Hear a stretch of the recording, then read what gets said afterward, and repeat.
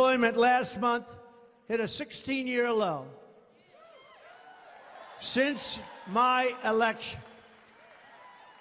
we've added much more than 1 million jobs. Think of that.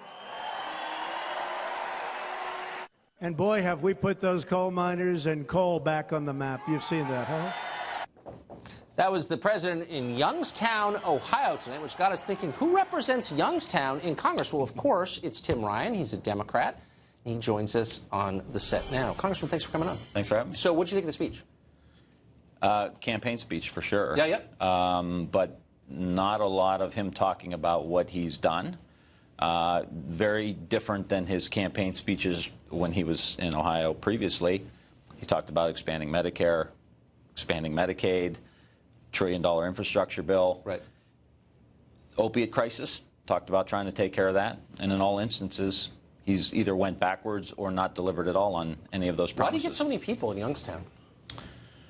Youngstown's a great place, man. Very welcoming. But it's a place that loves economic message aimed at the people who live there, solidly middle-class people. Clear. I mean, there's an arena of 6,000 or 7,000 people, so he's going to pull 6,000 or 7,000 people. He's still Donald Trump. The energy he has behind his supporters is very high. But the reality of it is, at some point, you got to deliver. And he hasn't delivered in the first 6 months. And as I said, he made a lot of promises during the campaign. And I heard him make some big promises in this speech, too. He's going to open up the steel mills back up, and there's going to be all kinds of people working there.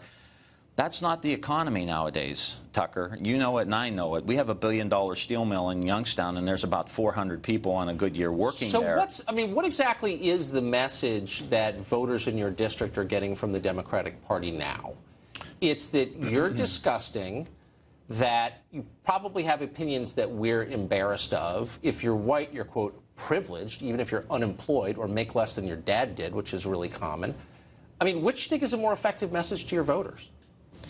I don't think I quite understand the question, but what Democrats are talking about is how we make investments in the economy to grow the economy, and whether that's straight infrastructure investments, making sure we redo our energy grid, redo broadband in the country, because those are jobs that actually cannot be outsourced because stuff's in the ground. The energy grid is in the ground, can't be outsourced.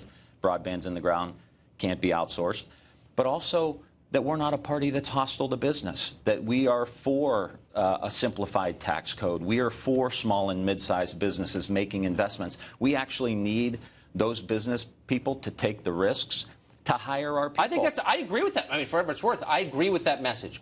My point, and I probably didn't explain it very well to you, is I haven't heard that message from the Democratic Party in a long time. I didn't hear it from the Hillary campaign. I don't hear Nancy Pelosi, the leader of your party in the House, ever say anything like that. And I wonder if the party's really going to change, and if Nancy Pelosi is the one to lead it in the direction you think it needs to go. Well, you're hearing it from me, and you're hearing it from a lot of other Democrats across the country, and I don't know if it's percolated itself up yet to the national level. I think what happened on Monday was a good step in the right direction, finally talking about jobs, the economy.